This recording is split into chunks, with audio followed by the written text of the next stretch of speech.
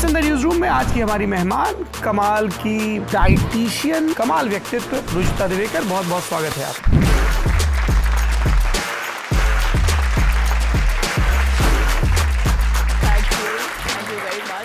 करीना कपूर क्या खाती हैं, आप उनको क्या बताती हैं, जरा ये बता दीजिए, बहुत सारे लोगों की दिलचस्पी है जानने में। सुबह उठ के कुछ बादाम या किशमिश या अंजीर या ऐसा कुछ, और रात को सेम खिचड़ी पुलाव। हफ्ते के आई थिंक 4 से 5 दिन वो खिचड़ी और घी ही खाती है। एक आजकल चला है कि कॉफ़ी में, ब्लैक कॉफ़ी में 1 चम्मच घी मिला लो या बटर मिला लो, इसके पीछे क्या लॉजिक दिया जाता है? इसके पीछे लॉजिक ये है कि अगर आप जो भी खा रहे हो उसको अगर आप कॉम्प्लिकेट करो और उसमें अगर आपको स्वाद नहीं आए तो आपकी सेहत के लिए अच्छा है। You know that is generally the मैं आपकी किताब पढ़ रहा था, उसमें आपने लिखा था कि इनफैक्ट जिन लोगों को कब्ज वगैरह की शिकायत है उनके लिए तो घी अच्छा ही होता है, बढ़िया है उनके लिए। इनफैक्ट जिनको भी एसिडिटी है, ब्लोटिंग है, इन्फ्लेमेशन है, कॉन्स्टिपेशन है, उन सब के लिए घी अच्छा है। चीनी को लेके साहब कहा था कि ये सफेद जहर है साहब, नमक और चीनी तो जितनी कम खाओ। No I am off sugar. हाँ, कभी कभी फ्रूट में ले लेते हैं। और फिर मैंने उन्हीं लोगों को रात के 2-2 बजे आइसक्रीम के टब भस्म करते देखा अपने पेट में। शुगर के ऊपर बहुत सारी कहावतें हैं। हम लोग कहते हैं तुम्हारे मुंह में घी शक्कर। जी हाँ, तो किसको कहते हैं? ऐसे किसी को जो हम चाहते हैं कि तुझे पीसीओडी हो जाए, तुझे डायबिटीज़ हो जाए, तुझे हार्ट डिसीज हो जाए, या ऐसे किसी को जिसको you know for whom we wish well. बड़े मिथ चलते हैं, आम खाओगे तो मोटे हो जाओगे। आई थिंक कि अगर आम खा के मोटा होंगे तो ऐसा मोटा इज मच बेटर देन दुखी पतला। आम में ऐसी कोई भी चीज़ नहीं है जो आपको मोटापा देगी या कोलेस्ट्रॉल देगी या डायबिटीज़ देगी। इंडिया में अनफॉर्चुनेटली हम लोग का एक जो इन्फीरियोरिटी कॉम्प्लेक्स है, उसमें हमको ऐसे लगता है कि अगर किसी ने अंग्रेज़ी में बात कर दी और मेरे को बाउंसर गई, समझ में ही नहीं आई कि क्या बोला, तो 100% करेक्ट और साइंटिफिक बताया होगा। आत्मसम्मान की कमी है और फिल्टर के सहारे खूबसूरती हासिल करना चाहते हैं। yes. मरे जा रहे हैं ससुर भूखे, जबकि इतनी विविधता है। घी को लेके बहुत बातें होती हैं, ऐसा घी कैसा घी। कई लोग कहते हैं कि घी खाने से बहुत अफरा सा, एसिडिटी सी, गैस सी रहती है। घी आपके स्टबर्न फैट को हटाता है, घी आपके सटाइटी को बढ़ाता है। सटाइटी मतलब अभी पेट भरा सा लगता है। हाँ, और मन भी तृप्त यू नो, सा। हाँ, और शरीर हल्का लगता है। तो ये सब कुछ घी करता है। मसालों को लेके बड़ा मजाक बनाया गया, अरे साहब करी पीपल ये वो। क्या ये बात सही है कि अगर आप रात में नहीं खाते हो या सूर्यास्त के बाद नहीं खाते या 6-7 बजे के बाद नहीं खाते हो तो वो आपके हेल्थ के लिए बेनिफिट होता है? 2 चीज़ों को खासकर बोला गया है कि ये हमारी आंतों में जाके चिपक जाता है। एक मैदा, दूसरा मेयोनीज। इंस्टाग्राम वालों को कैसे पता है कि हम लोग मोटे हैं? वेज मोमोज, तंदूरी मोमो और कुरकुरे मोमो और अफगानी मोमो में सबसे हेल्दी कौन सा है? जिसके लिए कोई और पैसा भरे वो वाला। Brought to you by Namaste India, New India Assurance and Sensodyne K। India को पसंद है थोड़ा ज्यादा। नमस्ते इंडिया डेयरी प्रोडक्ट्स, प्रॉमिस थोड़े ज्यादा का। जिंदगी में सबसे जरूरी है मौज, जिसको आनंद भी कहा जाता है। पर दिक्कत ये है कि हमें दिक्कत बता दी गई है आनंद लेने में। हमको मौज आती है आम खाने में, हमको मौज आती है सर्दियों के समय में अपनी मामी के हाथ के बनाए अलसी के लड्डू खाने में, मौज आती है दही बड़ा निपटाने में, मौज आती है उसके ऊपर सौंठ की चटनी डालने में, मौज आती है कि बढ़िया से कलहार के कटहल की सब्जी बने, कभी टिंडा बने, कभी तरोई, तो कभी इन सब के बीच में भरवा करेला भी बने जिसमें अमचूर का ठीक ठाक इस्तेमाल हो और सौंफ भी अलग से महसूस हो। कभी दिल करता है मीठा खाएं, कभी कभी दिल तला हुआ खाने का भी करता है। भला कौन कमबख्त होगा जो देसी घी में सिकी बढ़िया अजवाइन की पूड़ी को मिस करना चाहे, साथ में भरवा मिर्च का अचार हो, खीरे का रायता हो, तो दिव्यता का अनुभव हो जाए। पर दिक्कत ये है दोस्तों कि जब हम ये सब करते हैं तब हमारे इर्द गिर्द के बहुत सारे इंस्टाग्राम इन्फ्लुएंसर्स और बहुत सारे कथित डाइटिशियंस और बहुत सारे फिटनेस ट्रेनर हमारे भीतर भर देते हैं गिल्ट, ये खाओगे तो ये हो जाएगा। समोसा सिर्फ समोसा नहीं दिखता है, वो समोसा एक भारी भरकम कैलोरी और फैट का पिंड जैसा दिखता है। तब हमको लगता है कि ये जो नया नया ज्ञान आया है, हमारे बुजुर्गों के ज्ञान और हमारी खान पान की परंपराओं पर भारी हो गया है क्या। कटहल उगाएं कि ना उगाएं, चावल खाएं या ना खाएं, क्योंकि किनुआ और अवाकाडो में ही अब सारे तत्व बता दिए गए हैं। एक रोज़ बताया जाता है कि ऑलिव ऑयल खाओ, दूसरी रोज़ बताया जाता है कि फलाना ऑयल खाओ। तो जो बचपन से हम सरसों का तेल खाते आ रहे हैं और बढ़िया अपनी गैया से निकला हुआ घी, उसका क्या करें? तो कह दिया गया कि साहब घी तो खतरनाक है और दिल के लिए दुरुस्त नहीं है। अब दिल और दिमाग में जब इतने सारे ऊहापोह हों तब क्या करें? इन सब के बीच 8-10 बरस पहले हमारी नज़र एक किताब पर गई और फिर किताबों पर गई। तो आज की guest in the news room की जो मेहमान हैं वो इसलिए कमाल हैं क्योंकि वो अपनी किताबों के ज़रिए और अपने काम के ज़रिए फिटनेस के, डाइटिंग के बहुत सारे मिथ ध्वस्त करती हैं, बहुत सारे वर्चूज़ जो प्रोपगेट किए जा रहे हैं उनकी पड़ताल करती हैं और ये बताती हैं कि स्थानीयता, भारतीय भोजन, नॉन फैंसी भोजन बहुत ज़रूरी है और पारंपरिक ज्ञान या आपके घरों में पीढ़ियों से जो भोजन बन रहा है वो फालतू या बकवास नहीं है। इन सब को खाकर भी आप तंदुरुस्त और सुखी रह सकते हैं और रह सकते हैं guilt free. Guest in the newsroom में आज की हमारी मेहमान कमाल की डाइटिशियन, बड़ा ऐसे क्लीशे सा परिचय है, भारतीयों को उनके आहार और उनके पोषण के बारे में नए सिरे से जागरूक करने वाली कमाल व्यक्तित्व रुजुता दिवेकर। बहुत बहुत स्वागत है आपका। Thank you very much. Thank you. Life can throw yonkers too. Don't get bowled over. Get insured with Rasta Apatti Kavach policy. Visit our website to know more. देखिए, हमारे टीम वाले तो कहेंगे कि साहब पहले कीवर्ड वाले सवाल पूछ लो ताकि वीडियो बढ़िया चले। तो करीना कपूर पूछ लेना, सैफ अली खान पूछ लेना कभी शाहरुख खान या सलमान खान ने आपसे डाइट के लिए कांटेक्ट किया है या नहीं। तो उसमें क्या है, सारी ज़रूरी चीज़ें आ जाएंगी। पर उससे ज़्यादा ज़रूरी चीज़ ये है कि आपकी ये जर्नी कैसे शुरू हुई। हमें जब हमने रिसर्च की तो आपकी बैकग्राउंड के बारे में पता चला, पिताजी इंजीनियर, माताजी शिक्षिका, अब आपकी सिस्टर भी एजुकेशन में ही है, पति आपके पहाड़ों और उसके इर्द गिर्द के बहुत ही बढ़िया से बिजनेस से जुड़े हैं। आपकी शादी की बड़ी सुंदर कहानी, मनाली का वो पुराना कृष्ण मंदिर, कोई तीम झाम नहीं। बताइए 5,000 रुपये में कौन शादी करता है? कितना पैसा बचा है? आप करती हैं जी, बिल्कुल। तो रुजुता की कहानी और ख़ास तौर पर रुजुता के पोषण और फिटनेस के बारे में क्यूरियोसिटी और फिर उसे प्रोफेशन बनाने की कहानी कहाँ से शुरू होती है? आई थिंक शायद मेरे जन्म से ही शुरुआत हो गई, क्योंकि मैं ऐसे फैमिली से आती हूँ जहाँ पर खाना सबसे इम्पॉर्टेंट चीज़ है। हम लोग हर एक फैमिली की तरह आई थिंक हम लोग सारे झगड़े, सारी प्रेम कहानियाँ, सारा हर रोज़ के रेगुलर लाइफ में क्या हुआ, आगे क्या करना चाहिए, एवरीथिंग वाज अराउंड फूड। तो मेरे मदर के साइड से कुकिंग के ऊपर बहुत ज़्यादा एम्फेसिस था और मेरे फादर के साइड से फार्मिंग के ऊपर बहुत सारा एम्फेसिस था। So I think I was just lucky to be born into a family जहाँ फार्म टू प्लेट मेरे लिए रेडीमेड था। I was just in the right situation in that sense. Nice. और फिर पढ़ाई लिखाई भी इसी से? पढ़ाई लिखाई भी मैंने की, बट से आई ग्रू अप मुंबई में एक सबर्ब है अंधेरी वेस्ट।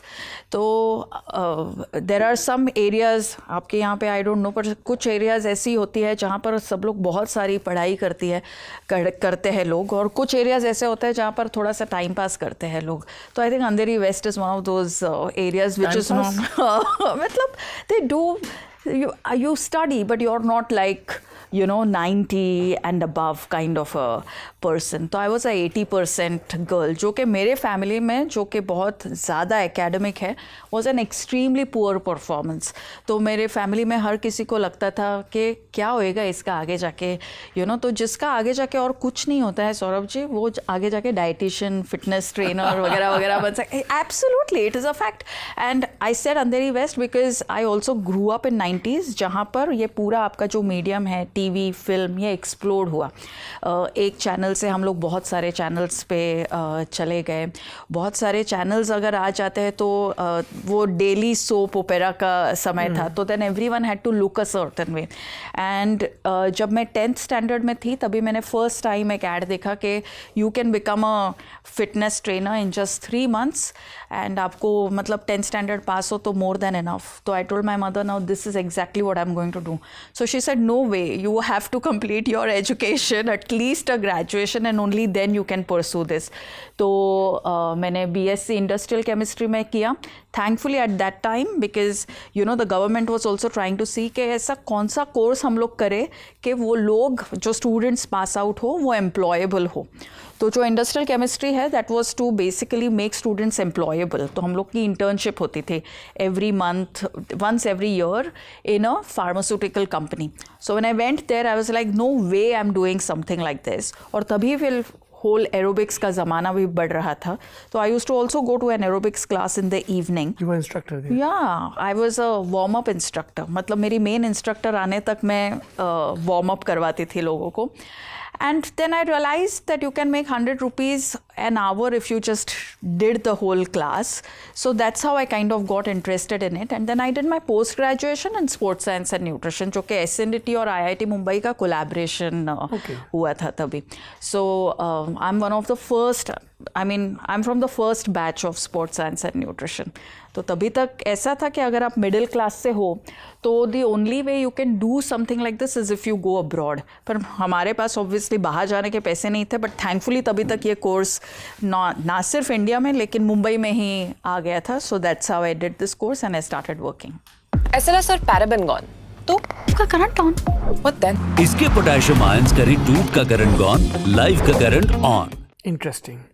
अब खाने पर आ जाते हैं. बिल्कुल, आ जाओ. आपके बगल में आम रखा है. हमारे एक ललन टॉप के दर्शक ने गुजरात से भिजवाया है. क्या बात है. और मेरी ये ख्वाहिश है कि मैं हर आम के मौसम में कम से कम 10, 15, 20, 25 किस्म के आम तो खाऊं. क्या बात है. जर्दालू, सिंदूरी, बंगनापल्ली, वेरी गुड, एम्बिशियस हो कॉल्ड VIP आम, अल्फांसो, लंगड़ा, सारे तबका, छोटे बड़े मिथ चलते हैं आम खाओगे तो मोटे हो जाओगे. आई थिंक कि अगर आम खा के मोटा होंगे तो ऐसा मोटा इज़ मच बेटर देन दुखी पतला. यू नो, तो आम तो हर किसी को खाना ही चाहिए. और जैसे आपका तो ये एम्बिशन बहुत अच्छा है कि 15-20 टाइप के आप आम खाते हो. या अमेजिंग. अभी अपने जब इंट्रोडक्शन भी आप कर रहे थे तो मुझे लग रहा था कि ये सौरभ जी जर्नलिस्ट कम कवि ज़्यादा है. You know, so no seriously. तो yeah this is I think a wonderful ambition to have. ये हर किसी को होना चाहिए. इसके बारे में मैंने भी नहीं सोचा था. अभी जब आपने 15-20 बोला मुझे लगा आपको खाने हैं 15-20 आम दिन के. तब मैं आपको बोलने वाली थी बिंदास खाओ. यू नो, आशीर्वाद है मेरा आपको. You know, but variety is a wonderful thing. आम में ऐसी कोई भी चीज़ नहीं है जो आपको मोटापा देगी या कोलेस्ट्रॉल देगी या डायबिटीज़ देगी या इनडाइजेशन देगी. आप जब आम खाते हो तभी ट्रेडिशनल वे में खाइए. मतलब उसे आधा घंटा पानी में भिगाइए, उसके बाद में खाइए. और आपने अभी जैसे आपका आम मेरे साथ शेयर किया वैसे आजू बाजू के लोगों के साथ में शेयर कीजिए और खाइए. तो I think then you will be a सुखी आदमी ईटिंग मैंगोज.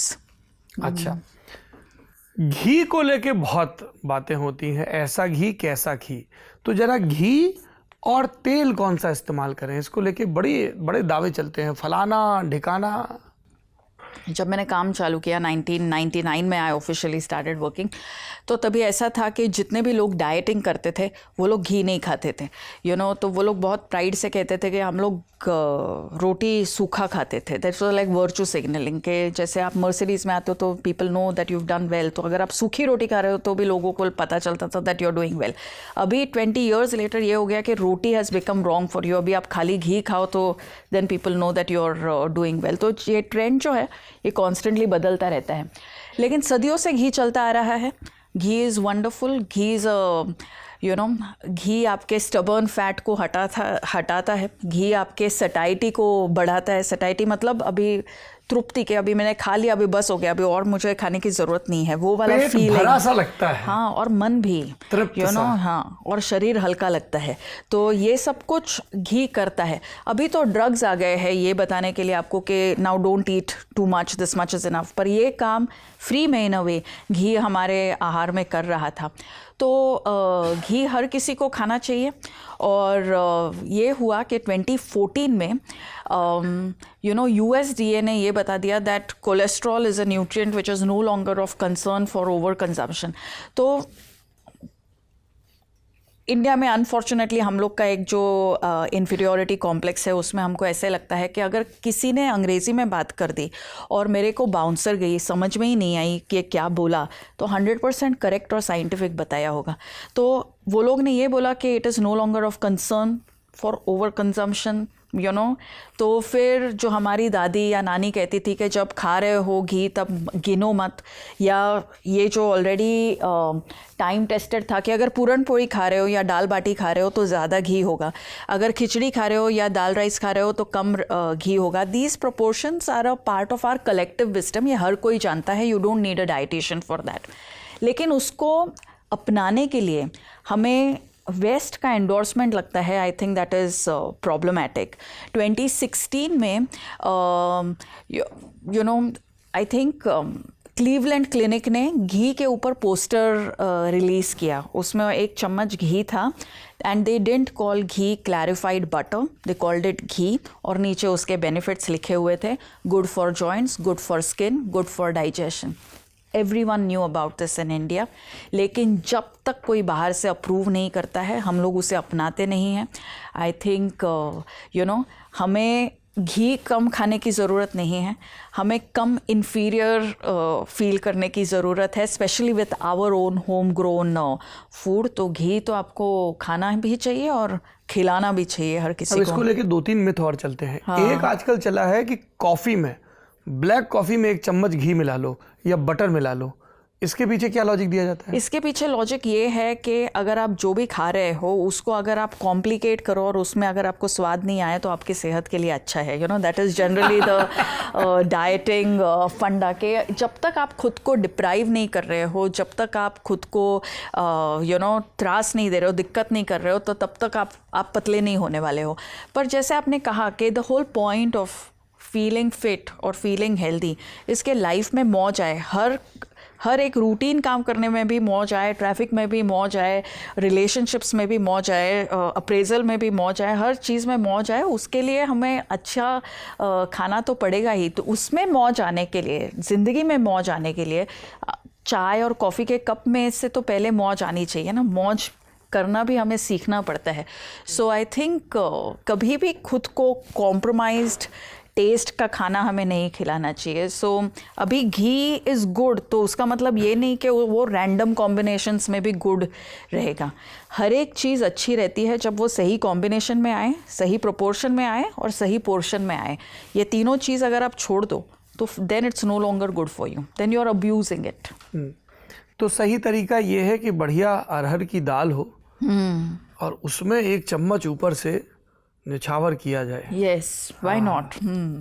पर कई लोग कहते हैं कि जिनको गैस्ट्रिक इश्यूज होते हैं, आजकल इन्फ्लेमेशन का बड़ा बवाल कटा हुआ है साहब, ऐसा लग रहा है, और अस्पतालों ने भी पोस्टर लगा दिए हैं ऐसे फूला सा लाल बलून कि अगर तुम्हारा पेट ऐसा रहता है तो कम टू अस, फलाने वैज्ञानिक ढिकाने डॉक्टर तुमको बताएंगे। तो कई लोग कहते हैं कि घी खाने से बहुत ऐसे अफरा सा, एसिडिटी सी, गैस सी रहती है कि घी खाने से, तो उनको क्या कहा जाए? ऐसा नहीं है कि कोई भी एक सिंगल इंग्रेडिएंट खा के आपको कोई दिक्कत होगी या आपको जो बीमारी है उसका इलाज होगा। सब कुछ जो है वो बैलेंस या प्रोपोर्शन में ही रहता है। तो अगर आप घी को घी के तरीके से खाएं कि आइदर उसका तड़का लगे, या अगर आप कुछ सर्टन सब्जियां बना रहे हो तो वो घी में बने, या रोटी या पराठे के ऊपर आप घी डालें, तो वो वाले घी से आपको कोई भी दिक्कत नहीं आने वाली है। लेकिन अगर आप अगर आप लेट नाइट्स कर रहे हो, अगर दारू, सिगरेट, ये सब का आपके लाइफस्टाइल में, डेली लाइफ में, कोल्ड ड्रिंक, चिप्स, स्ट्रेस, ये सब चल रहा है, तो एसिडिटी और इन्फ्लेमेशन शायद ये सब चीज़ों से आ रही है from the lack of exercise. आपका स्क्रीन टाइम, आजकल मैंने देखा है लोगों का screen time 5 hours and above रहता है, तो ये सब चीज़ों से acidity, bloating, inflammation, constipation could be coming, and you are blaming ghee for it. मैं आपकी किताब पढ़ रहा था, उसमें आपने लिखा था कि इनफैक्ट जिन लोगों को कब्ज वगैरह की शिकायत है उनके लिए तो घी अच्छा ही होता है, बढ़िया है उनके लिए। इनफैक्ट जिनको भी एसिडिटी है, ब्लोटिंग है, इन्फ्लेमेशन है, कॉन्स्टिपेशन है, उन सब के लिए घी अच्छा है। ये घी से जुड़ा मेरा आखिरी सवाल, कई लोग कहते हैं साहब बाजार का घी कहाँ है, या घर में ही मलाई को गर्म करके बना लें, क्या तरीका सही है? देखिए आइडियली तो घर पर ही बनाइए, लेकिन अगर घर पर नहीं बना पा रहे हो तो फिर the second option will always be बाज़ार का। डाइटिंग में क्या हो जाता है कि जब हम हेल्दी होने का सोचते हैं कोई भी, तो health, a state of health is being in a state of balance.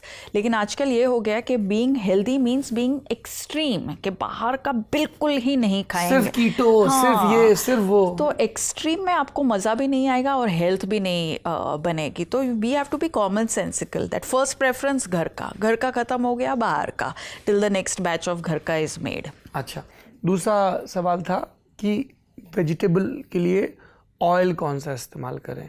बड़े आजकल फैंसी आते हैं और उसमें तमाम इतनी वैज्ञानिक बातें लिख दी जाती हैं कि लगता है बस अगर इससे इम्प्रेस नहीं हुआ तो फिर मैं बुद्धू हूँ। करेक्ट, मैंने आपको वही कहा ना कि देखो लैंग्वेज और हेल्थ भी बहुत they are very closely related. जो आपको इमीडिएटली बात समझ में नहीं आती है, लेकिन वो अगर आपको हैशटैग के थ्रू बेची जाती है, hashtag anti inflammatory, hashtag prebiotic, hashtag high fibre, hashtag whatever else, polyphenol and stuff like that, तो फिर आप उससे दूर ही रहिए। खाने में जो है इतने सारे कंपाउंड्स हैं कि अभी तक न्यूट्रिशन साइंस ने उनको डिस्कवर भी नहीं किया है। Just about we began to scratch the surface. तो मे बी हमको 1000-1500 कंपाउंड्स के नाम पता होंगे या उनके फंक्शंस पता होंगे, लेकिन ये पता रहता है जो भी न्यूट्रिशन साइंस में असली काम करता है कि बहुत कुछ है जो अभी तक हमको पता भी नहीं है। कि हमको क्या पता नहीं है वो भी हमको पता नहीं है, because there could be more than 2 lakh compounds in food which could be interacting with all the processes in our body. तो फिर इस टाइम पर हम लोग क्या करें? That we just eat in a very common sensical way, local, seasonal और traditional खाइए। भारत का मेरे हिसाब से अगर आप देखोगे तो सबसे बड़ा स्ट्रेंथ यही रहा है कि हमारे पास बहुत सारी डाइवर्सिटी है। अगर आप अरहर की दाल बनाओगे और मैं बनाऊंगी तो 2 अलग वेज में बनेगी। अगर महाराष्ट्र में बनेगा तो उसमें करी पत्ता और उसका बघार ज़्यादा होगा, नॉर्थ इंडिया में हींग जीरा ज़्यादा होगा। करेक्ट। अभी गर्मी है तो आम भी हम डाल देते हैं। करेक्ट। तो हर कोई अपने अपने तरीके से जब बनाता है तब उस रेसिपी में उस रीजन का ऑयल यूज़ किया जाता है जो उसका यूनिक फ्लेवर देता है। तो अगर हमारे रीजन में उसका यूनिक फ्लेवर आता है ग्राउंडनट ऑयल से, तो शायद आपके रीजन में उसका फ्लेवर आएगा मस्टर्ड ऑयल से, किसी और रीजन से आएगा उसका कोकोनट ऑयल से।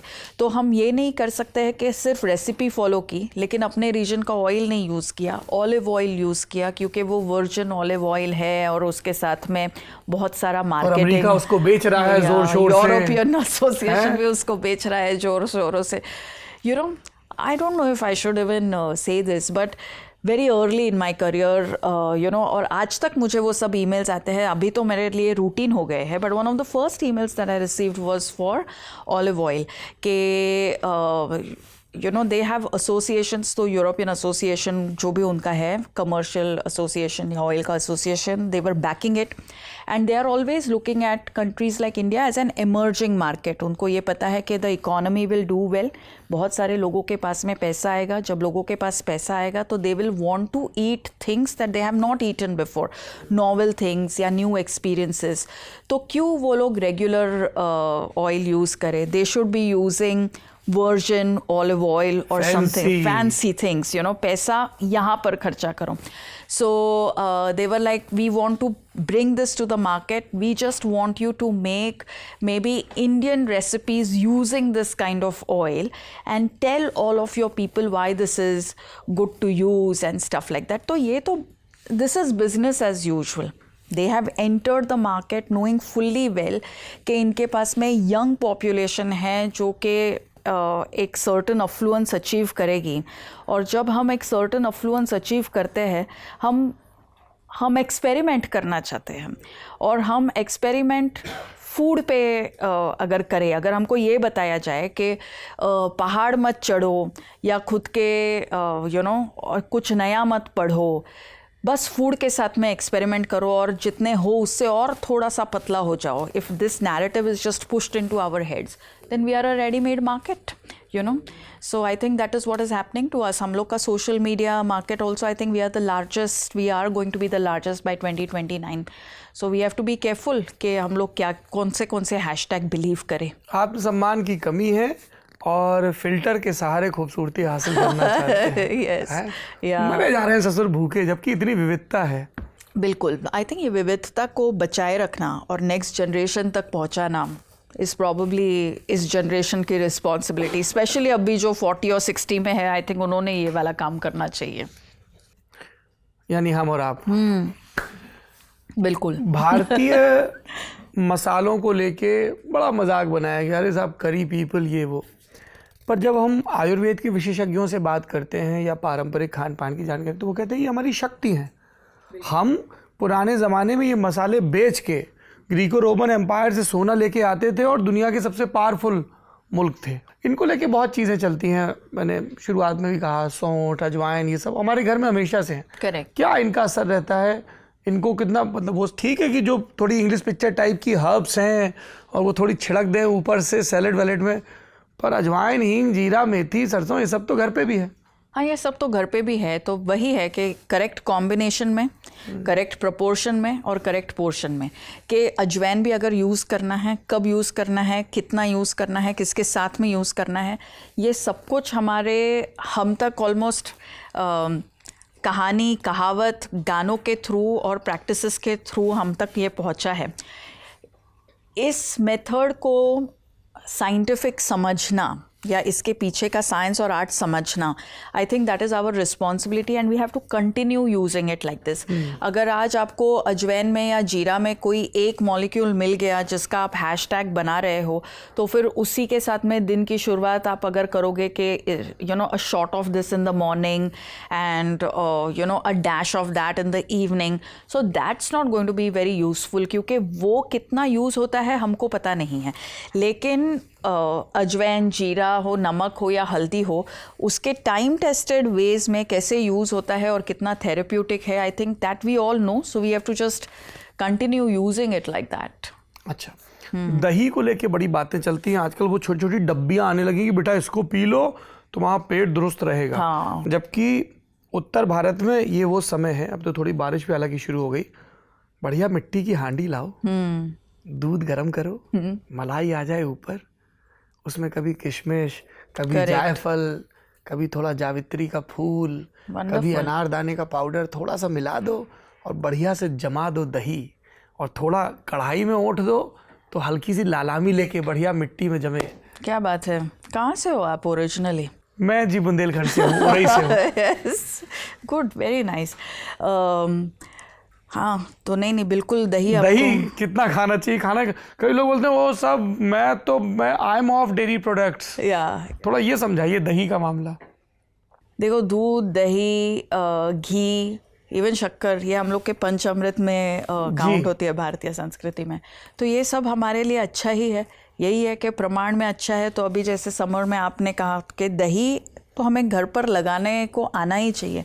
इनफैक्ट मैं अपने सोशल मीडिया पे, क्योंकि काफ़ी सारे यंग लोग भी मुझे फॉलो करते हैं, तो मैं उनको डेटिंग एडवाइस भी देती हूँ. तो मैं डेटिंग एडवाइस लड़कियों को यही देती हूँ कि ऐसे ही घर में शादी करो जहाँ का लड़के को ये पता हो कि दही कैसे लगता है. उसको दही लगाने को आना चाहिए. बिकॉज बाकी तो आजकल हम लोग ने इतना प्रोग्रेस कर लिया कि हम लोग बाकी सब कुछ खुद कर लेते हैं ना. हम लोग पैसा भी कमा लेते हैं, हम लोग नाम भी कमा लेते हैं, हम लोग शोहरत भी कमा लेते हैं. तो we want a safe secure home to go back to. तो लड़का कौन सा वाला होना चाहिए कि जिसको दाल चावल बनाने आए और जिसको ये पता हो कि दही कैसा लगता है. क्योंकि आपने जो बोला ना, थोड़ा सा गर्म करो, वो कितना गर्म करे वो उस लड़के को पता होना चाहिए ना. तो मतलब then you know that he is from a good family. क्योंकि बहुत ज़्यादा अगर दूध गर्म हो गया तो दही फट जाएगा. अगर बिल्कुल ही गर्म नहीं है तो लगेगा भी नहीं. और अगर दही ख़राब हो गया तो उसकी आगे जाके क्या बनेगा, कढ़ी बनेगा या और कुछ बनेगा. ये अगर ये सब कुछ बन रहा हो then you are marrying a good guy in a good home. So good guy is not someone who has you know, जैसे एड्स आते हैं कि जिसके फेस पे एक भी पिंपल नहीं है, जिसके पास में 6 पैक हो, जिसके पास एक बाइक हो, या जो आपको बुरी तरीके से ट्रीट करे या आपके फ़ोन्स रिटर्न ना करे. Good guy is the one जिसको पता हो कि करेक्ट टेम्परेचर में दही कैसा लगता है, दही अगर खट्टा हो गया तो उसका क्या होता है, you know. So yeah that's, I think new age girls are seeking that. तो मेरी प्यारी नौजवान दोस्तों, अगली दफ़ा जब आप हिंज, बम्बल, टिंडर या ओके क्यूपिड पे जाएं, या मेरे नौजवान दोस्तों अगर आपके ओरिएंटेशन अलग है, आप ग्राइंडर जैसी किसी ऐप पर जाएं, पहली डेट पे ही पूछ लेना, बाकी सब ठीक है, कि फेवरेट डेस्टिनेशन वगैरह वगैरह, हाँ, बीच पर्सन, कॉफी पर्सन और चाय पर्सन, दिस और दैट, मार्वल और डीसी. ज़्यादा ज़रूरी है कि तुम्हारे संभावित पार्टनर को दही जमाना आता हो, अजवाइन, मेथी, जीरा का फर्क पता हो, और ये पता हो आलू उबालने के लिए कितनी सीटी, चावल के लिए कितनी सीटी, पहले चावल कितना भिगोना है, माड़ वाला बनना है कि कैसा बनना है. परफेक्ट, या परफेक्ट, यस यस. और मैं आपको दावे के साथ कह सकता हूँ लड़कियों, यदि आपके पार्टनर को भोजन में दिलचस्पी है, सिर्फ खाने में नहीं कि सोया चाप ऑर्डर कर लिया किसी ऐप से, बनाने में, तो उसके एक बेहतर और संवेदनशील पुरुष होने की संभावनाएं थोड़ी ज़्यादा हैं. बिल्कुल बिल्कुल. यू नो, मैं तो यही मानती हूँ कि जो लड़का घर पे काम करता है वो देश का काम कर रहा है. क्योंकि आज आप देखोगे तो हमारे कंट्री में लड़कियाँ फॉर्मल सेक्टर में जितना उनका कंट्रीब्यूशन होना चाहिए वो है नहीं. आपने भी देखा होगा कि बहुत सारी लड़कियों की शादी होते ही वो लोग काम करना बंद कर देते हैं, या बच्चा होते ही काम करना बंद कर देते हैं, क्योंकि जो कंट्रीब्यूशन लड़कों का घर पर होना चाहिए वो हो नहीं रहा है. अगर हम सीरियसली $1 ट्रिलियन इकोनॉमी और व्हाटएवर तक पहुंचना चाहते हैं तो लड़कियों का फॉर्मल सेक्टर में रहना बहुत ज़रूरी है, और उसके लिए लड़कों का घर पर काम करना बहुत ज़रूरी है. बढ़िया. जब तक आपने भिंडी काटी तब तक उसने आटा लगाया. फटाफट काम हो जाएगा. बिल्कुल. अच्छा, चीनी को लेके साहब कहा था कि ये सफ़ेद जहर है साहब. नमक और चीनी तो जितनी कम खाओ उतना कम. कई हमारे इर्द गिर्द माएँ हैं जिनके बच्चे छोटे हैं, तो भी 3 साल तक नहीं खिलाऊं कि 7 साल तक नहीं खिलाऊं, कैसे इंट्रोड्यूस करूं, नहीं करूं. आई विश कि मैं बिल्कुल एक्सपोजर ना दूं. नमक को लेके तो डॉक्टर भी बोलते हैं कि हाई बीपी और ये सब चीज़ें हैं, तो नमक का पोर्शन कम ही रखना चाहिए, ज़्यादा नमक नहीं होना चाहिए. चीनी को तो बिल्कुल खलनायक बना दिया कि साहब मीठा, मतलब no I am off sugar. हाँ, कभी कभी फ्रूट में ले लेते हैं. और फिर मैंने उन्हीं लोगों को रात के 2-2 बजे आइसक्रीम के टब भस्म करते देखा है अपने पेट में, और फिर अगले दिन आंसू बहाते हुए, एकदम गिल्ट का कोड़ा उनके मूड पे लटक रहा होता है ऐसे. बिल्कुल. ये बताइए जरा. नहीं, ये तो अभी you know one of the things in nutrition science which is now known as, इससे आपने अभी जो डिस्क्राइब किया, इसे कहते हैं BED या बिंज ईटिंग डिसऑर्डर. बहुत लोग हैं जो कि डे लाइट में या उनके वेकिंग आवर्स में कुछ भी खाना नहीं चाहते हैं जिससे कि उनको अच्छा लगे या थोड़ा भी मज़ा आए, और फिर दिन भर वो लोग रगड़ते हैं, दुखी रहते हैं, और फिर रात को 11 बजे के बाद अपना दुख, दर्द और यू नो व्हाटएवर एल्स ख़त्म करने के लिए ये सारे आइसक्रीम्स, कोला हो जाते हैं फ्रिज के पास, के जैसे और कोई नहीं देख रहा, ऊपर वाला नहीं देख रहा, यू नो, और फिर फुल दबाते हैं, और उसके बाद में इतना गिल्ट रहता है कि दूसरे दिन से वो उसको रिपीट मोड पे लेके जाते हैं. देखो, मैं तो यही सोचती हूँ कि अगर आपको खुद से प्यार और लगाव है, यू नो, जो कि होना ही चाहिए, तो फिर आप you have to allow yourself a good meal. You know, सही खाना, सही समय पर खाना और अच्छा खाना खाना is the basic responsibility that you have towards your self. बाकी आपको और कुछ भी करने की ज़रूरत नहीं है, बाकी सब कुछ हो जाएगा, लेकिन अच्छा खाना आपको खाना चाहिए. सो अगर बिल्कुल ही, जैसे शुगर का आपने कहा ना, हम लोग पहले शुगर के ऊपर बहुत सारी कहावतें हैं. हम लोग कहते हैं तुम्हारे मुंह में घी शक्कर. जी हाँ, तो किसको कहते हैं? ऐसे किसी को जो हम चाहते हैं कि तुझे PCOD हो जाए, तुझे डायबिटीज़ हो जाए, तुझे हार्ट डिसीज़ हो जाए, या ऐसे किसी को जिसको you know for whom we wish well. So we are always saying it to someone जिनके लिए हम अच्छा विश करते हैं, क्योंकि घी और शक्कर दोनों अच्छे हैं आपको. लेकिन यही है कि शक्कर आपके लिए श्रीखंड से आए या लड्डू से आए या समय पर गाजर हलवा से आए, आपके चाय के एक प्याली से आए, और ये नहीं कि चाय से शुगर निकाली और आप बिस्किट खा रहे हो, because then that can get problematic. So sugar is not poison. Misinformation is poisonous. That's what we have to understand. I think your second question was about dairy or something. Is the same thing. तो sugar आपको खाना चाहिए. Salt भी salt में भी कोई problem नहीं है. देखो, इंडियन वे ऑफ ईटिंग में आचार कितना खाना चाहिए ये सबको पता है. अगर आपने बहुत ज़्यादा आचार खा लिया तो आपकी दादी आपको कहती है कि सब्जी के तरह क्यों आचार खा रही है. हाँ जी, हाँ जी, हाँ जी.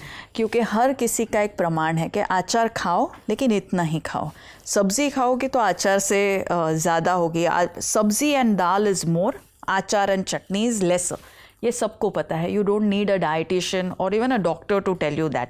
लेकिन जब हम अचार या पापड़ को सॉल्ट पे रिड्यूस करते या मिठाइयों को या जो हमारा सेलिब्रेशन है उसको शुगर पे रिड्यूस कर दे, that's when we begin to get everything wrong. तो एक सिंगल इंग्रेडिएंट ना किसी चीज़ को इम्प्रूव करता है ना ही आपके सेहत को ख़राब करता है. Everything is the whole package. Moderation is the key. Yeah, moderation, being within measure, all of that is the key. जब हम जॉब भी ढूंढते हैं, या मैं हमेशा लोगों को ये कहती हूँ कि फूड कितना अच्छा है ये आप सिर्फ एक डेटा पॉइंट पर नहीं डिसाइड करते हो. हम लोग आज भी अरेंज्ड मैरिज करने वाले लोग हैं. अरेंज्ड मैरिज में आप देखोगे कि हम सिर्फ लड़के की टेक होम नहीं देखते ना, हम लोग बहुत कुछ देखते हैं कि वो कमाता कितना है, उसके भाई बहन कितने हैं, वो उसके हॉबीज़ क्या है, वो कहाँ रहता है, कितना है या कितना है. तो हम लोग बहुत सारे डेटा पॉइंट्स कलेक्ट करते हैं, उसके बाद में ये डिसाइड करते हैं कि इससे मिले भी या नहीं. सो शादी तो बहुत दूर की बात है. वैसे ही लड़कियों के साथ में we collect a whole lot of data points. Similarly with food, just because something has sugar it doesn't become bad for you. You have to take all the data points into consideration. क्या मैं कुछ celebrate कर रही हूँ, क्या इसमें बाकी ये खाने में मुझे मज़ा आता है, क्या ये मेरे मासी ने स्पेशली मेरे लिए बना के भेजा है तो मुझे 100% इसे खाना चाहिए. और जो स्टोर बॉट स्टफ़ रहता है या जो आपको फ्री बी में मिलता है, किसी ने आपको चॉकलेट दे दिया, 2 कुकीज़ दे दी, उससे आप दूर रहिए. और इससे आप आपके संबंध बनाए रखिए. कई लोगों ने कहा कि पैकेट खोलने से बचना चाहिए. ऐसी कोई भी चीज़ जिसमें प्रिजर्वेटिव या गैस भरी हुई है उससे अगर बचे रहोगे, चावल खा लो, सब्जियां खा लो, वो सब ठीक है, थोड़ा बहुत ऊपर नीचे भी हो जाए, पैकेट नहीं खोलना है. ये कितना दुरुस्त है? बिल्कुल दुरुस्त है. आई थिंक जितना पैकेट खुलता है उतना पेट फुलता है. तो आप जितना कम पैकेट्स ओपन करोगे उतना आपके लिए अच्छा है. और एनीथिंग, कोई भी प्रोसेस जो फूड को प्रोडक्ट में कन्वर्ट करे वो आपके लिए ख़राब ही है. देखिए रुचिता जी, बड़ी अच्छी बातें हो रही, हम और आप सहमत हैं. पर एक चीज़ पे मैं आपसे बिल्कुल डिसएग्री कर रहा हूँ. क्या बात है? आप एक बड़ा गड़बड़ काम करती हैं. आप इंस्टाग्राम पे अपने खाने की डालती हैं फ़ोटो. अब वो सब बड़ा अच्छा दिखता है खाना, और भूख लगाती है देख के, क्या बढ़िया रागी की रोटी, लाल माठ, ये वो ठेचा, सब कुछ रखा होता है. हाँ, पर पोर्शन इतना कम होता है. करेक्ट. मेरी अभी जो बुक आई है द कॉमन सेंस डाइट, उसमें मैंने ये लिखा हुआ है कि सोशल मीडिया पे क्या हो गया है कि ये जो बायस होता है कि all you see is all there is, ये maximum it's in play all the time. मैंने अपने सोशल मीडिया पे भी लिखा हुआ है कि इसका मैं फ़ोटो इस तरीके इसलिए लेती हूँ क्योंकि उसकी फ़ोटो बढ़िया आती है. फिर उसके बाद में मैं और एक भाकरी खाती हूँ, अगर मुझे भूख लगी है तो और एक भी खाती हूँ. तो आई ईट मोर देन दैट. वो तो नहीं कि बस वो मैं कहूँ ये एक चपाती तो कहाँ दाढ़ में चिपक जाएगी, फूड पाइप से नीचे भी कितनी पहुँचेगी. बहुत लोग मेरे को ये कहते हैं कि इतना तो हम लोग फूड टेस्टिंग में खा लेते हैं कि खाना कैसा बना है ये टेस्ट करने के लिए. No, I eat more than that. But उसका फ़ोटो ऐसे ही अच्छा आता है. इंस्टाग्राम की हर चीज़ पे भरोसा नहीं करना. इंस्टाग्राम के किसी भी चीज़ पे भरोसा नहीं करना चाहिए, स्पेशली अगर वो एल्गोरिदम आपको पुश कर रहा हो तो. अच्छा, ये बताइए कि बहुत सारे जो फैंसी फूड आजकल मार्केट में हैं, अवाकाडो टोस्ट, और गर्मियों में भी बहुत अपने पानी में ये मिला लो तो वो मिला लो, उसको लेके क्या करें? बड़ा महंगा भी आता है एवोकाडो। वो तंजानिया वाला पता नहीं कितने 300-400 का 800 ग्राम, बड़ा बहुत महंगा है भाई। I know. लेकिन हाल ही में मैंने कोई एक फूड रिपोर्ट पढ़ा था जिसमें मैंने ये देखा था कि avocado is going to only grow in India, मतलब उसका कंजम्पशन और बढ़ने वाला है। तो मेरे एक क्लाइंट है, वो इंडस्ट्रियलिस्ट है, तो मैंने उनसे पूछा कि और कितना ग्रो होगा। मेरे हिसाब से ना जितना भी डेमोग्राफी ये एवोकाडो के पीछे भागेगा, वो लोग ने तो एक्सप्लॉइट कर लिया है ये। They are eating it only. Hass avocado हो गया या एवो टोस्ट हो गया या एवो स्मूदी हो गया।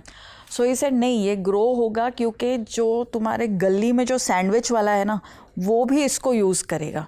ये इतना ग्रो होगा क्योंकि क्या है कि हर गरीब आदमी अमीर आदमी को देखता है कि ये क्या फॉलो कर रहा है और उसी को फिर वो फॉलो करता है। तो एवोकाडो हो, ब्लूबेरीज़ हो, कीवी हो और कुछ भी हो, एक सिंपल फार्मूला है कि अगर आपके लोकल भाषा में, आपके मातृभाषा में या जिस रीजन में आप रहते हो वहाँ के भाषा में अगर इसका नाम नहीं है तो आप इसको खाओ ही मत। क्योंकि जिस खाने का नाम सिर्फ अंग्रेज़ी में रहता है वो सिर्फ आपको प्रॉफिटेबिलिटी के लिए it has come on your plate, it is not going to offer anything good for you. और अगर बहुत डेस्परेटली उसे खाना ही हो तो then eat it like once in a while, once in a blue moon, you know. हर रोज हर रोज मत खाओ। हर रोज वो आपको गुड फैट नहीं दे रहा है। हर रोज गुड फैट आपको दाल चावल में से भी आ रहा है, but no one is positioning it as good fat for you. आप बार बार चावल कह रही हैं, चावल को भी बड़ा डेमोनाइज किया गया। या नहीं करना चाहिए। देखो आपने जब पहले भी कहा कि शुगर से परहेज़ लोग करते हैं, हमारे यहाँ पर जब बच्चा 6 महीने का होता है, you know, up to 6 months they're exclusively on mother's milk. उसके बाद में जो उनको पहला खाना खिलाते हैं वो कई रीजन्स में, महाराष्ट्र में यू नो चावल की खीर खिलाई जाती है, चावल, दूध और शुगर, और मामा खिलाता है उसको एक, या करेक्ट। तो ये सारी जो परंपराएं है हमारी, ये सदियों से चलती आ रही है। हमारी आबादी भी बढ़ ही रही है, तो ऐसा नहीं है कि शुगर खाया और बेबी मर गया, you know, that is not what is happening, but it is a little bit. So everything has a certain proportion, we have to live with that. But to come back to your, चावल खाने से आलस आता है, ये होता है, वो होता है। नहीं, आप आलसी हो इसलिए आपको आलस आ रहा है, चावल खाने से आपको आलस नहीं आ रहा है। तो चावल खा के अगर आपको आलस आ रहा है तो इट कुड बी बिकॉज आप, you know, you've not put the ghee that it deserves, or you've not put the right amount of dal, या आपने सब्जी नहीं खाई हो उसके साथ में, उसके वजह से, या बहुत फास्ट खाया हो। हाँ, ये भी है। तो ये सब कुछ ये सब के वजह से आलस आता है। डालो, पिसा हुआ जीरा हो उसमें, थोड़ी भुनी हींग, बिल्कुल। गर्मियों में दोपहर में थोड़ा सा दही चावल तो बनता है और इजी है खाने के लिए, तो नहीं, चावल में कोई प्रॉब्लम नहीं है। शादी से लेकर श्राद्ध तक चावल चलता है, पिंड भी हमारा चावल में ही बनता है, तो चावल में क्या प्रॉब्लम है।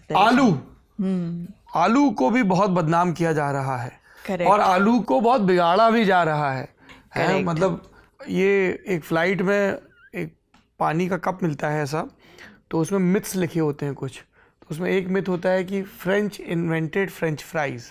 तो आलू को एकदम तेल में भून के ऐसा करके वैसा करके, अभी इतने बढ़िया बेबी पोटैटो आ रहे हैं, हरी धनिया और मिर्च का बढ़िया सा मसाला तैयार करिए, लोहे की कढ़ाई में वो बेबी पोटैटो बनाइए, इतने टेस्टी लगते हैं। Correct correct. नहीं, there is no problem with eating आलू की सब्ज़ी अगर आप बना के घर पर खा रहे हो तो देयर इज़ नो प्रॉब्लम। और अगर चिप्स और फ्राइज़ वगैरह खा रहे हो तो then there is always a problem. फिर वो चाहे आप आलू के खाओ या स्वीट पटेटो के खाओ या नाचनी के नाचोस खाओ, कमल डंडी के भी आजकल चल रहे हैं चिप्स। Yes yes yes.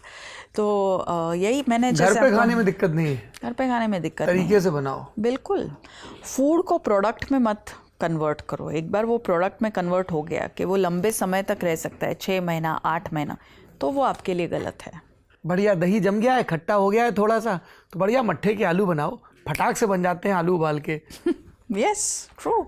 चलिए हम आपकी किताब पे बात करेंगे, लेकिन पहले कुछ ऑडियंस के सवाल ले लेते हैं। ओके। ये विधायक जी हैं, ये बहुत प्रयोग कर रहे हैं आजकल खाने के साथ। आओ बेटा, जरा माइक दो इनको।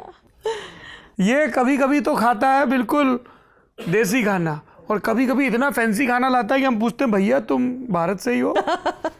तेरी पोल खुलेगी। सौरभ जी जो बात कह रहे थे, मैं अक्सर करता हूँ ऐसा, और मेरा ये मानना है कि खाने में कुछ भी खाया जा सकता है जब आपकी इच्छा हो, लेकिन सूर्यास्त के बाद अगर आप नहीं खाते हो तो ठीक रहता है बॉडी में। मैं इसी फॉर्मूले पे चलता हूँ, मेरा वेट बढ़ता भी है, फिर मैं घटा भी लेता हूँ कि दिन भर में कुछ भी मन में आ रहा है, चावल रोटी दाल या फिर जिस तरीके की फैंसी खाने की बात कर रहे हैं वो सब भी मैं खा लेता हूँ।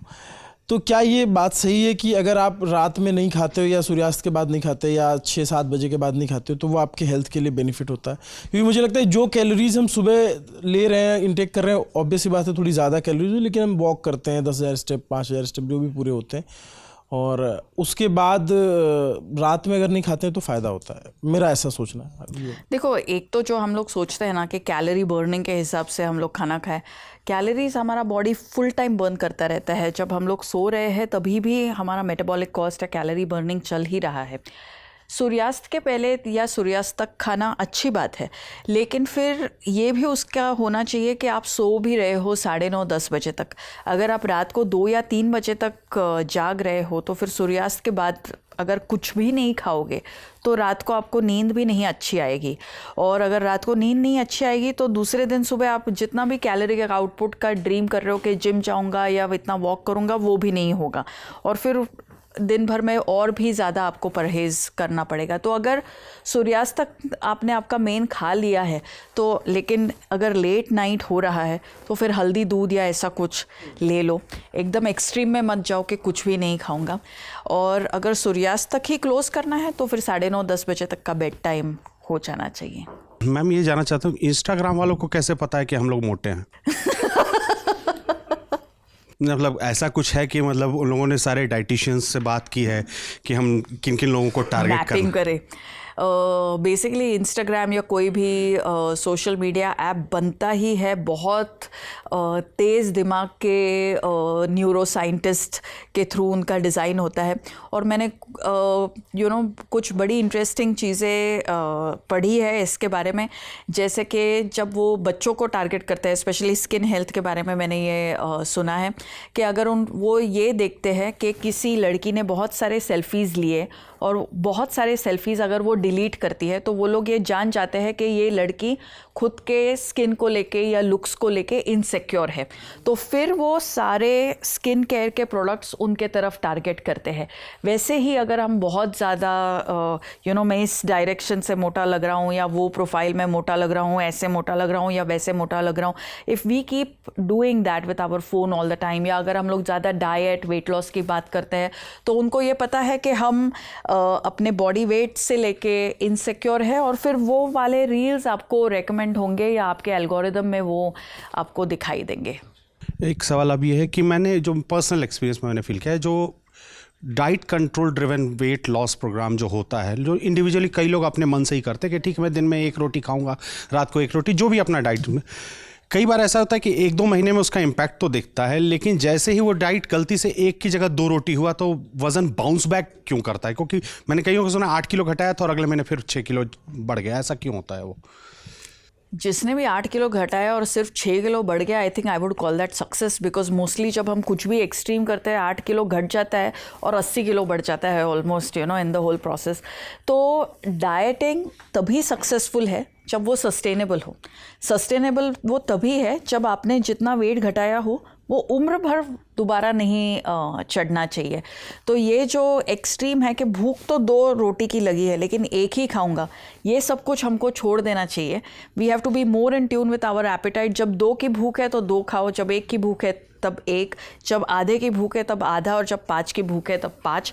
तो फिर सस्टेनेबल वे में वेट लॉस होगा। सस्टेनेबल वे मतलब आज अगर आप 100 किलो के हो तो नेक्स्ट ईयर तक आपको 5 या 10% ही वेट घटाना है। तो next year like 2026 may end you should be 90 or 95 kilos, then you are losing weight in the right way। फिर 2027 तक you can be about 80 या 82 kilos। हम लोग क्या कर रहे हैं कि आज अगर 100 का हूँ तो अगले महीने can I be 90 kilos, and in that process we'll end up being 120 kilos in just 1 or 2 months। तो the extreme approach is a problem। Hello Ruchita. हमें अब तक जो मोटापा लगता था कि हमें लगता था हम मोटे हैं, अब पता चल रहा है वो इन्फ्लेमेशन है या फिर ब्लोटिंग है। कैसे पता चलता है कि हम वाकई फ़ैट गेन किए हैं या फिर वो सिर्फ इन्फ्लेमेशन है अंदर बॉडी में और ब्लोटिंग है? और अगर सिर्फ इन्फ्लेमेशन है तो फिर क्या करेंगे? देखो, inflammation first of all is not the bad word that has become, you know. Inflammation ज़रूरी है. Inflammation also helps fight infections and many diseases and prevents like you know foreign molecules from entering our body. लेकिन अगर वो chronic inflammation में चला गया तो then it is a problem. Chronic inflammation में वो अगर जाएगा तो आपको कोई ना कोई दिक्कत आएगी, you know, and it will not just be related to your weight. तो how will you tell that it's inflammation और that it's weight? By checking on many parameters कि आपकी एनर्जी लेवल कैसी है, आपकी स्लीप की क्वालिटी कैसी है, आपका एक्सरसाइज कंप्लायंस कैसा है, आपके पीरियड्स कैसे आ रहे हैं, आपको शुगर क्रेविंग वगैरह कैसे हो रही है. If all of the other parameters you are doing fine, then it is just, it's, you know, it's not inflammation or anything like that. अगर बाकी सब आपके पैरामीटर्स घट रहे हैं, फिर उसके साथ में अगर आपका वेट भी घट रहा है तो भी you're inflamed, you know. So you just need to be sensible when you're making these kind of decisions. Ma'am, वैसे तो एक्सरसाइज सबको करनी चाहिए, लेकिन कई लोग हैं जो नहीं करते और जो 9 से 10 घंटे की जॉब करते हैं, कुर्सी पर बैठते हैं, मतलब कोई मेहनत का काम नहीं करते. ऐसे लोगों के लिए आप क्या सजेस्ट करेंगे? वो कौन सी चीज़ें हैं जो उनको अवॉइड करनी चाहिए, वो बिल्कुल भी नहीं खाना चाहिए, और कौन सी ऐसी चीज़ें हैं जो उनको अपनी डाइट में ख़ास तौर पर शामिल करना चाहिए? आई थिंक ऐसे सब लोगों को कोशिश करनी चाहिए कि हर आधे घंटे में वो अपना सिटिंग ब्रेक करे और एटलीस्ट 2 से 3 मिनट के लिए खड़े रहे. Because sitting is the new smoking. कि सिर्फ आप बैठ रहे हो बहुत लंबे समय के लिए, उसी के वजह से आपके बॉडी में काफ़ी सारे प्रॉब्लम्स आ सकते हैं. खाने पीने में आप सब कुछ घर पर बना हुआ खा सकते हो, और आपको परहेज़ सिर्फ उन चीज़ों से करना चाहिए जो कि आप पैकेट खोल के खाते हो. So don't have colas and cookies and you know those kind of things, chips, even if they are free around your office. और शाम का जो समय रहता है 4 और 6 के बीच में, वहाँ पर आपको श्योरली कोई हेल्दी मील, होलसम मील, पोहा, उपमा, मठरी, रोटी, सब्ज़ी, ऐसा कुछ खा लेना चाहिए, ताकि फिर आप लेट नाइट घर जाके बहुत ज़्यादा ना खाओ. Your dinner is also in a certain manner then. Alright. Hi ma'am, मेरा नाम अदिति है. मैंने बहुत सारी ऐसी रील्स देखी हैं जिनमें 2 चीज़ों को खासकर बोला गया है कि ये हमारी आंतों में जाके चिपक जाता है. एक मैदा, दूसरा मेयोनीज. ये नहीं खानी चाहिए, अनहेल्दी होती, वो तो ठीक है, पर क्या ये वाकई हमारी आंत में जाके चिपकती हैं?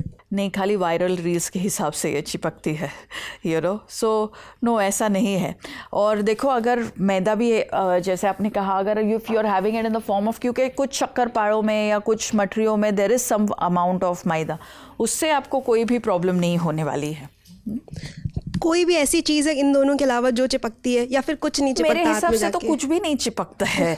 You know, if you are eating well and your, so सब कुछ निकल ही जाता है, ऐसे अंदर ही रहता है. ये वाला प्रोसेस एटलीस्ट मैंने तो कभी नहीं जाना है, you know, physiologically. Thank you. Hello ma'am. Hi. Veg momos, tandoori momo और कुरकुरे मोमो और अफगानी मोमो में सबसे हेल्दी कौन सा है? जिसके लिए कोई और पैसा भरे वो वाला, you know. So all momos are equally bad unless you are trekking in Spiti या किन्नौर, और फिर वहाँ पे किसी ने होम स्टे में आपको वो मोमोज बना के दिए, तो फिर आपने कल्चरली अप्रोप्रिएट मोमोज खाए. यहाँ पे तो आपने स्ट्रीट फूड खाया, तो किसी और ने भरे हुए पैसे का मोमो खाइए और हफ्ते से ज़्यादा, 1 से ज़्यादा बार मत खाइए. ठीक है. और सोया चाप और मोमो में ज़्यादा हेल्दी कौन सा है? Same thing, both are equally bad, you know. यही है कि maybe where someone else is paying for it. Ma'am, एक बड़ा मासूम सा सवाल है. एक वयस्क व्यक्ति जो 1 घंटे एक्सरसाइज करता हो, जैसे आपने अपनी किताब में भी बताया था, वो 1 दिन में कितने कप चाय पी सकता है? ये मैं आपको रुचिता, बिफोर यू रिस्पॉन्ड, ये फ्रॉड आदमी है. ये चाय कप में या ml में नहीं पीता, ये गैलन में चाय पीता है ये आदमी, इसलिए ये सवाल पूछ रहा है. देखिए, अगर आप रूटीन टाइप के आदमी हो तो आपको 2 या 3 cup are more than enough. और यू नो 4 बजे के बाद में मत पीजिए, एम्प्टी स्टमक पर मत पीजिए, और खाना नहीं खाना है इसलिए चाय मत पीजिए. लेकिन अगर आप सुपर ह्यूमन टाइप के हो, क्योंकि कोई कोई लोग मैंने ऐसे भी मैं मिली हूँ एक हिमालय में मैं एक दादी से मिली थी, वो अबाउट 80 या 85 ईयर्स की थी। उसने कहा मैं अगर दिन के 50 भी कप चाय पीऊँ ना तो भी मेरे से एसिडिटी नहीं होती। तो if you are one of those महान आत्माज तो आपको जितने कप चाय पीनी है आप पीजिए, सो दैट्स रियली भेजना पड़ेगा दीपक या ब्राउन चीज़ों को बहुत तवज्जो दी जाती है, जैसे कि चॉकलेट खानी है ब्राउन चॉकलेट खा लो, चावल खाने हैं ब्राउन राइस खा लो, और अगर शुगर लेनी है ब्राउन शुगर। और जैसे कि मेरे भैया जिम में गए थे तो उनको बोला कि अगर आपको वज़न कम करना है तो सबसे पहले आप जो सब्जी में तड़का लगाते हैं उसे हटा दीजिए, बॉईल करके सब्जी खाइए, और महंगी गोभी यानी कि ब्रोकली उसे खाइए। तो सच में इससे मतलब नहीं कम होता है, इससे पैसे कम होते हैं, इससे वज़न नहीं कम होता है। इट इज़ आयरनी कि आई थिंक इंडिया में सबसे highest selling creams are that Fair and Lovely type, जो हमको और भी सफ़ेद करे, लेकिन हमको खाने में सब कुछ नॉन सफ़ेद या ब्राउन चाहिए। Interesting observation. या eat it. So I think rice भी आपको जो हैंड पाउंडेड है वैसे वाला ही खाना चाहिए। चॉकलेट जिसमें आपको मज़ा आए वो वाला खाना चाहिए, ऐसा नहीं है कि और कभी कभार ही खाना चाहिए, वंस इन अ वाइल। और खाने के बाद कुल्ला भी करना चाहिए, वरना डेंटिस्ट परेशान हो जाएगा। बिल्कुल। और आपके भाई से भी आप कह दो कि देखो डाइटिंग इंडस्ट्री ऐसी है कि आपको बताएगी कि बॉइल्ड वेजिटेबल्स खाओ, और उसके साथ में आपको हल्दी के पिल्स बेचेगी, घी के शॉट्स बेचेगी, लेकिन it will not allow you to make a sabzi at home. तो वैसे डायरेक्शन की एडवाइस हमको नहीं लेनी चाहिए। We have to take routine sensible advice, जिसके साथ we have to be able to live and die on that kind of food. Ma'am मेरे बहुत से साथी पीछे से कोहनी मार रहे थे, इसलिए मुझे दोबारा उठना पड़ा, क्योंकि माहौल बहुत ज़्यादा वेजिटेरियन हो रखा है। तो नॉनवेज के लिए मेरे कुछ साथी बोले कि आप पूछ लो कि उसमें नॉनवेज खाने में क्या खा सकते हैं, कुछ भी खा सकते हो। चिकन में ब्रेस्ट पार्ट खाना है या थाई खाना है, या मटन में कौन सा पीठ, रान खानी है, चाप खानी, इस तरह के सवाल पूछ रहे थे। मैंने कहा कि मैं ही पूछ देता हूँ। देखो मैंने आपको जैसे कहा कि ऑयल में भी हमारे यहाँ पर विविधता है, आप कैसे बना रहे हो उसके हिसाब से। तो नॉनवेज में भी वही है कि आप कहाँ से हो, क्या खा रहे हो, उसके साथ चावल खाओगे या भाकरी खाओगे या रोटी खाओगे या डोसा खाओगे या नी डोसा खाओगे, उसके हिसाब से आप आपका मीट चूज़ करो और मीट का पार्ट भी आप चूज़ करो। नॉनवेज खाने में आपको कोई भी दिक्कत नहीं है, क्योंकि जब इंडिया में लोग नॉनवेज खाते हैं तो वो they eat a small part of meal as a part of a large meal, कि बाकी भी उसमें बहुत सारा हेल्दी इंग्रेडिएंट्स रहते हैं, and it's part of it is nonveg. And I don't know आपके यहाँ पर ये परंपरा है या नहीं है, पर महाराष्ट्र में हमारे यहाँ पे कुछ कुछ दिन नॉनवेज खाते हैं और कुछ कुछ दिन नॉनवेज नहीं खाते हैं। और अभी जैसे बारिश चालू हो गई है, तो जब श्रावण का महीना आएगा तभी कोई भी एक पूरे महीने के लिए नॉनवेज नहीं खाता है। सो हमारे यहाँ पर नॉनवेज खाने का भी तरीका सस्टेनेबल और सेंसिबल वे में ऑलरेडी अवेलेबल है। All that we have to do is follow that. तो जो सावन में नहीं खाते, क्यों नहीं खाते? अगर आप मुझसे पूछो तो I think it is just because Sawan में कई सारी सब्जियां ऐसे टाइप की आ जाती है जो आपको बाकी महीनों में नहीं मिलती, जैसे कि पतरोड़े वगैरह यहाँ खाते हैं ना, जो सावन वावन में आते हैं ना, उसके जो पकोड़े बनते हैं yes. रोल करके। सो डाइवर्सिटी, खाने में डाइवर्सिटी बढ़ाने के लिए और सस्टेनेबिलिटी के लिए, कि सिर्फ हमारे जनरेशन को नॉनवेज ना मिले, आगे तक के जनरेशन्स को नॉनवेज मिलता रहे, तो इकोनॉमिक और सस्टेनेबिलिटी के वजह से ये सारे हम लोगों ने लेकिन दो बातें सुनी थी कि एक तो पाप लगेगा, दूसरा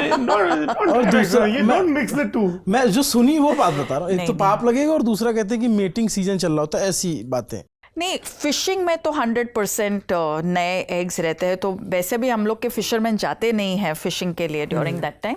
लेकिन पाप लगेगा इसके लिए बताया जाता है क्योंकि कोई कोई लोगों को पाप और पुण्य बस इतना ही समझ में आता है, तो अगर आपको कोई पाप और पुण्य के तरीके से बताए तो आपको पता चलना चाहिए कि शायद उसको भी उतना ही समझ रहा है और उसको भी ये लग रहा है कि अपने को भी इतना ही समझ में आता है। जैसे पैकेज चेक करते समय ट्विटर चेक करने पे पाप लगता है।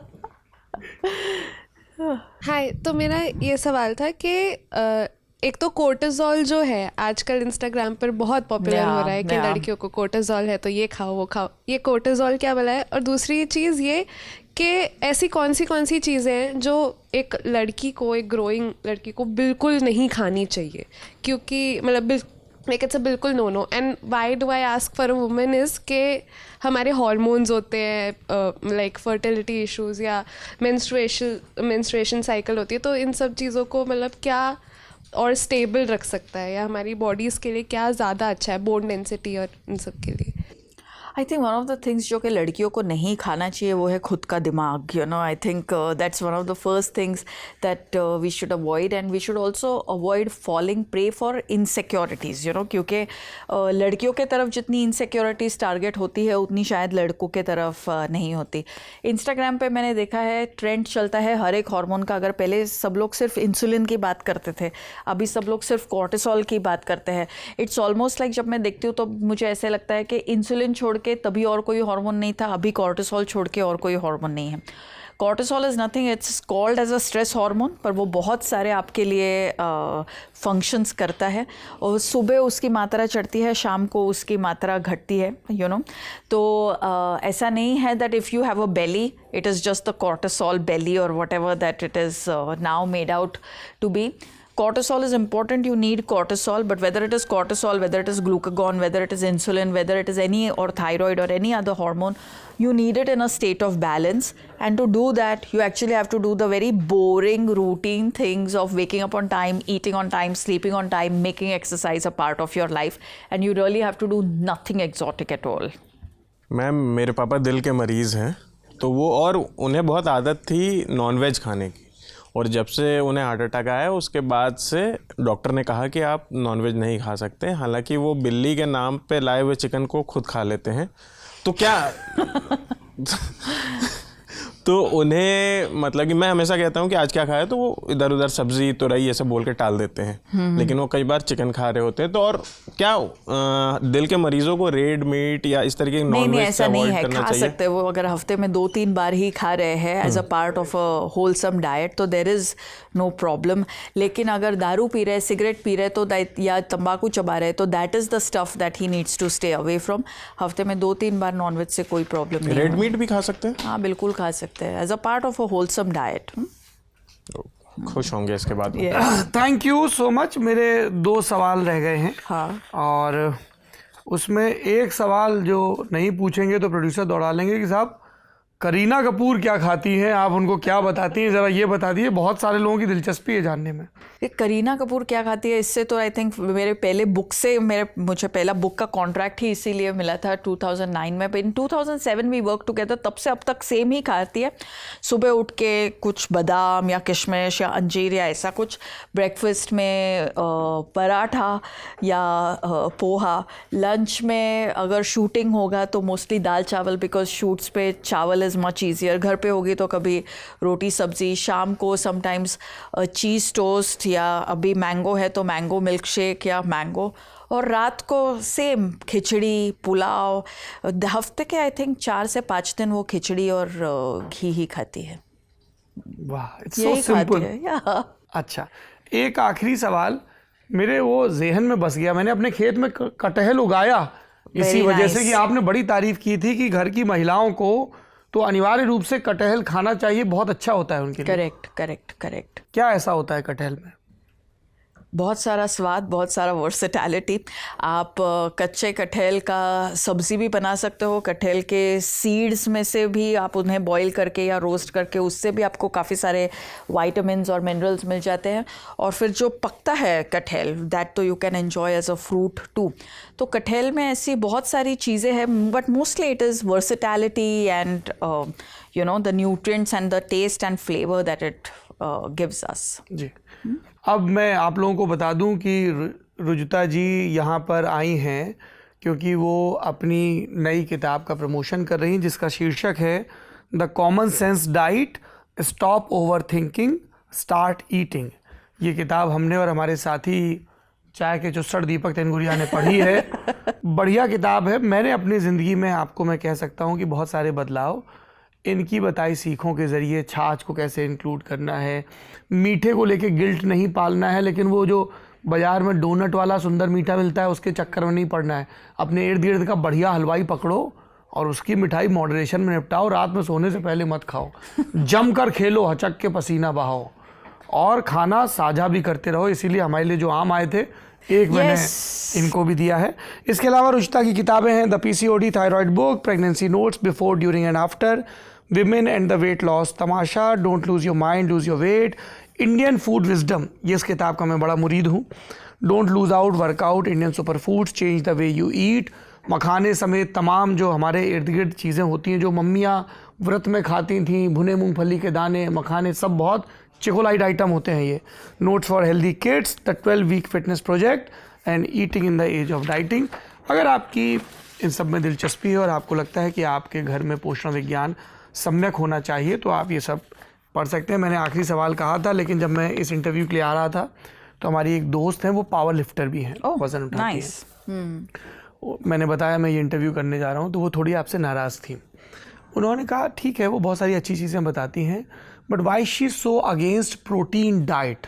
हम सब लोग जो इतनी मेहनत का काम कर रहे हैं, स्पोर्ट्स में है, फिटनेस में है हैवली, हमें तो प्रोटीन चाहिए, और सिर्फ हमारे दैनंदिन जीवन से हमें जितना प्रोटीन चाहिए वो नहीं मिलता है। उन्होंने ये भी कहा कि ओवरऑल भी इंडिया थोड़ा सा प्रोटीन डेफिशिएंट है। यहाँ तो अंडों को भी डिमोनाइज किया जाता है कि स्कूल में क्यों खिला रहे हो। तो इस पे आप क्या कहेंगी प्रोटीन सप्लीमेंट्स को लेकर? देखो, अगर कोई भी सप्लीमेंट के तरह यूज़ करे तो मेरे को कोई प्रॉब्लम नहीं है उस चीज़ से, but a supplement should be used as a supplement. लेकिन ये जो विचारधारा है कि इंडिया इज़ प्रोटीन डेफिशिएंट, ये गलत है। There is no scientific basis for this. In fact जब स्टडीज़ हुई थी तभी यही देखा गया था कि नॉट जस्ट इंडिया, कहीं भी पूरे वर्ल्ड में there is no such thing as a global protein gap. मतलब कोई भी प्रोटीन का डेफिशिएंट नहीं होता है। जो लोगों को न्यूट्रिएंट डेफिशिएंसीज है वो ऐसे लोग हैं जिनको पावर्टी के वजह से या गरीबी के वजह से न्यूट्रिशियस फूड का एक्सेस ही कम है, और फिर वो लोग को सिर्फ प्रोटीन की नहीं, वो लोग को बाकी भी सारी चीज़ों की डेफिशिएंसीज हो जाती है, and they don't need a supplement, they need policy intervention, जैसे कि मिड डे मील हो या जो भी हो, so that they are able to have adequate access to all kinds of food. तो अगर सप्लीमेंट को सप्लीमेंट के तरह यूज़ किया तो देयर इज़ नो प्रॉब्लम, लेकिन प्रोटीन के पीछे अगर अपने होलसमनेस डाइट की खो दी तो फिर नुकसान आप ही का, वो आपका मेन मील नहीं हो सकता है कि प्रोटीन शेक ले लिया। या एब्सोल्युटली। बहुत शुक्रिया, आपने अपनी विजडम हमारे साथ साझा की। इस पूरे guest in the newsroom program का मकसद भी यही होता है। बस एक प्रॉमिस चाहिए आपसे, इस एपिसोड के रिलीज होने के बाद आएंगी हज़ारों में क्वेरीज, तो क्या हम एक ऑनलाइन सेशन इसके फॉलोअप में ऑर्गेनाइज कर सकते हैं जिसमें हम उसकी 15-20 क्वेरीज को जो बहुत ज़्यादा पूछी गई, फ्रीक्वेंटली आस्क्ड क्वेश्चंस, वो आप हमें जूम पे आके बता सकते हैं? Done, anything. Yeah thank you so much. Guest in the newsroom में आज के लिए इतना ही। सुनने का, सीखने का और साझा करने का सिलसिला यूं ही चलता रहेगा। आप देखते रहिए Lallan top. Thank you very much.